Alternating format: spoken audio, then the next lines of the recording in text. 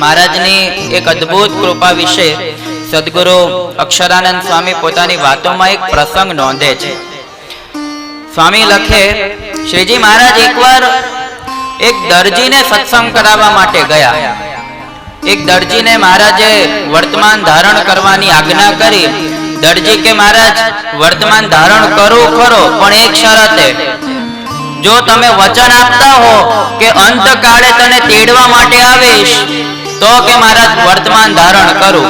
મહારાજ કે જા ભાઈ, તને વચન આપ્યું, અંતકાળે તને હું મારા અક્ષરધામમાં તેડી જઈશ. શ્રીજી મહારાજે વચન આપ્યું એટલે દરજીએ પંચવર્તમાન ધારણ કર્યા, સત્સંગી થયા, નિયમ ધર્મનું પાલન કરે, ભજન કરે. પણ વાસના બહુ, કિરીટભાઈ, વાસના બહુ ઘરની અંદર, પરિવારની અંદર એટલી બધી વાસના. મહારાજે તો વચન આપ્યું હતું કે તને અક્ષરધામમાં તેડી જઈશ. એટલે મહારાજે એની આવડતાના 10 વર્ષ પહેલા મહારાજે એને જઈ અને દર્શન આપ્યા કે ભાઈ ચાલ, હવે તને હું લઈ જાઉં અક્ષરધામની અંદર. મેં વચન આપ્યું હતું એટલે મારે પાલન કરવું પડે. પેલો દરજી મહારાજને બે હાથ જોડીને કે મહારાજ, હજી હમણાં જ હું પરણ્યો છું અને અત્યારને અત્યારે તમે મને લઈ જશો, અમારા ઘરના નાની ઉંમરે વિધવા કહેવાશે, માટે મહારાજ થોડાક સમય પછી આવો ને. શ્રીજી મહારાજ કે હારું ભાઈ, વાંધો નહીં. એ તો પોતે વચનથી બદ્ધ છે. થોડાક સમય પછી મહારાજ પાછા એને દર્શન દેવા માટે ગયા, થોડાક વર્ષો પછી.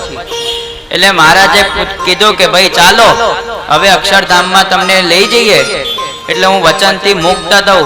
પેલો દરજી મહારાજને બે હાથ જોડીને કે મહારાજ, પહેલા આવ્યા ત્યારે તો લગ્ન થયેલા, પણ મહારાજ હજી હમણાં જ થોડા સમય પહેલા મારે ત્યાં દીકરો થયો. હવે મહારાજ જો એને હું મૂકીને તમારી સાથે આવી જાઉં તો નાની ઉંમરે એનું જીવન રખડાઈ જાય, માટે મહારાજ થોડાક સમય પછી આવજો ને. શ્રીજી મહારાજ કે હારું ભાઈ, કઈ વાંધો નહીં.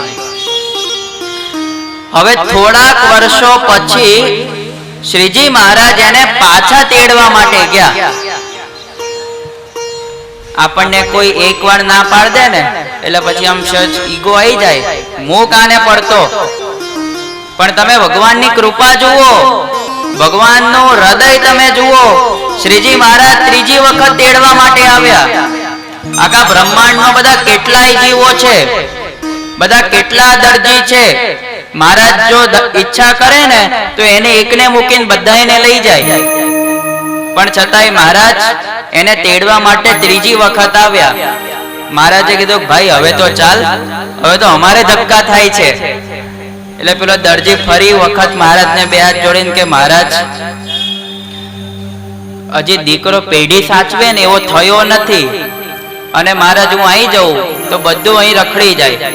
શ્રીજી મહારાજ વિચાર કરે, એક તો અમે વચનથી બદ્ધ બન્યા છીએ, અને એક તો આ જીવને વાસના છોડવી નથી, અને આ તો અમારે વારાફેરના ધક્કા થાય છે.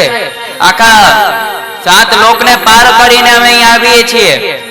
હવે તો આનો કંઈક રસ્તો કાઢવો પડશે. એટલે શ્રીજી મહારાજે રસ્તો કાઢ્યો. એ વખતે ટૂંટિયાનો રોગ હતો, એટલે મહારાજે જેટલા ઘરમાં હતા ને બધા એને રોગી બનાવી દીધા. પછી મહારાજ દરજીને કે ચાલો હવે બેસી જાઓ રથની અંદર, વિમાનની અંદર. દરજી તો બેસી ગયા, પણ દરજી મહારાજને કે મહારાજ મારો ગગો. શ્રીજી મહારાજ કે તારા ગગાને લઈ લઈએ. એટલે એના ગગાને વિમાનમાં બેસાડ્યો. દરજી કે મહારાજ ગગાની માં. મહારાજ કે એને વિમાનમાં બેસાડીએ. ત્રણેયને વિમાનમાં બેસાડી અને શ્રીજી મહારાજ ત્રણેયને અક્ષરધામમાં લઈ ગયા. વાત હતી એકની, પણ ઓફરમાં લઈ ગયા ત્રણને.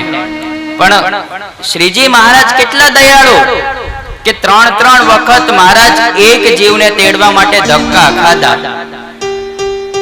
અદ્ભુત મહારાજની આ બધી ગાથાઓ છે.